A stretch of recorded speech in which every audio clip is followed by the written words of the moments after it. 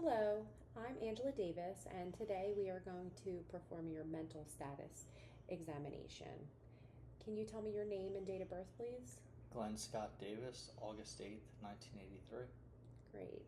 So I am going to first wash my hands. So now that I've done that, I've assessed the area for safety, and I am noting your general appearance. You appear well groomed and no distress. And then I am going to just check your overall grooming and make sure that you don't appear disheveled. Your clothes are clean, your face is clean, everything is normal. I would also be looking at your level of consciousness. You're obviously awake and alert. Your facial expression is very flat, but maybe by the end of this interview, I can make you smile. And, oh, look. And I noted your posture as you came in to the room. You're not sitting with your arms crossed or anything like that to make it appear that you want no parts of this. So you appear open and engaged. As we continue to go through this examination, I am going to evaluate your speech, make sure that it's not too fast or very slow, or if you have aphasia and aren't able to find words, if you have difficulty finding words, or so I'll check your fluency, the articulation, as we proceed through this examination. It is also really important for me to assess your mood and affect, meaning do you seem angry? Are you happy? Are you withdrawn, depressed? So I will be evaluating that throughout the exam as well. I will evaluate your thought processes, make sure that you're not having any signs of like paranoia or delusions. I would be assessing for, or will be assessing for any like obsessions or anxieties, anything that you may be perseverating on.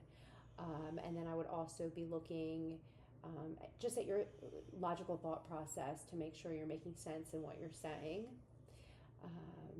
We'll go through some tests and then it will be done. So for the first part of your cognitive function, I am going to assess your orientation to person, place, and time. So can you tell me what year it is? 2024.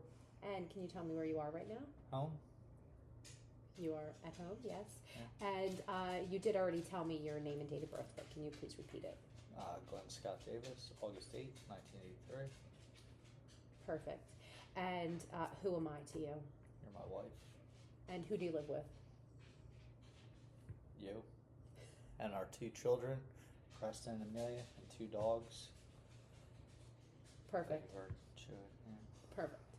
Yeah. Next, we are going to move on to a few tests that are going to, the first one is called the serial sevens. So I am going to ask you to subtract 7 from all the numbers starting at 100. So you start at 100, subtract 7, and keep going. Okay. Go ahead. 100, 93, 86, 79, 72. That's good. You can keep, we'll stop there. Then next I'm going to test what's called the digital span. So I'm going to say a series of numbers and I am going to add a number each time you get it right. So I'm going to say, for example, 392. I'm going to take a second and I'm going to ask you to repeat that number. 392. Good. I'm going to say 4257. 4257. I'm going to say 91476. 91476. and we would continue to go on until you got 3 incorrect. Had you gotten that last one incorrect, I would go back to a series of 4 numbers, and we would try and move on again to the next level up. The last part is I'm going to ask you to spell, can you spell the word world? WORLD. And now can you please spell it backwards?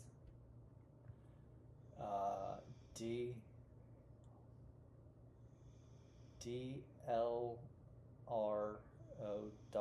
Very good. Don't second guess yourself. You did excellent. Thanks. Next, I'm going to move on to what is called the mini cognitive assessment. I'm going to give you 3 words. I'm going to ask you to repeat them back to me, and I want you to remember them. Then I'm going to have you do a task, and after the task, you're going to recall the words. Are you ready? Yeah. So your 3 words are banana, sunrise, chair. Okay. Can you repeat them back to me? Banana, sunrise, chair. Okay. Now you have to remember them. So this circle represents a clock face. Okay. Can you put all the numbers on the clock?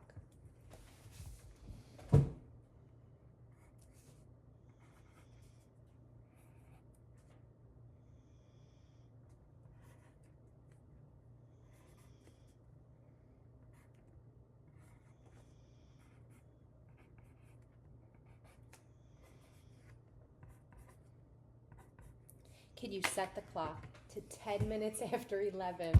10 minutes? Per- A little more precise. Okay.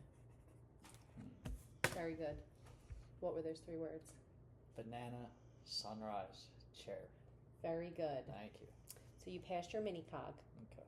Good. So now that we finished the mini cog, I am going to move on to test your higher cognitive function. What I would be looking at or evaluating is the information you provide and your vocabulary. I would start with simple questions such as, what do you do for work? I'm a maintenance mechanic. Or what are your hobbies? I like woodworking. And then I would just move on to more progressively difficult questions. Next, I am going to move on to assessing your ability to do your calculating ability. So I am going to start with simple math, like what is 7 plus 7? 14. Very good. What is 7 times 5? 35. What is 17 plus 10? 17 plus 10, 27. So I would proceed and go on further with that, and I would maybe throw something out there like, what's 27 plus 32? And then I would ask you to give me the answers. And then the next part is to assess your abstract thinking. So I'm going to give you a proverb, and I'm going to ask you to tell me what it means. So I'm going to say, the squeaky wheel gets the grease. What does that mean to you? The louder the person is or a thing is, the more attention it'll get. Brings attention to itself. Very good. And then other ones that I could use are a rolling stone gathers no moss, or the proof of the pudding is in the eating. So basically what I would... Is that an actual proverb? Did you just make that up? It says it in the book. I don't think you're lying. So what I would do is ask you what those mean to you, and that would be further evaluating your abstract thinking. The second part of evaluating your abstract thinking is for you to identify similarities. So I am going to give you 2 words, and I'm going to ask you how they are the same. So I'm going to say an apple and an orange. They're both fruit. A theater and a church. Both places for people to gather. Perfect. So I would continue to go through a series of multiple of those. The final part of this examination is to assess your constructional ability. I have already seen you draw a clock with all the numbers appropriately, and the hands, you drew the correct time. But I'm going to give you this blank piece of paper and this pencil. I'm going to show you one object at a time, and I want you to just draw it.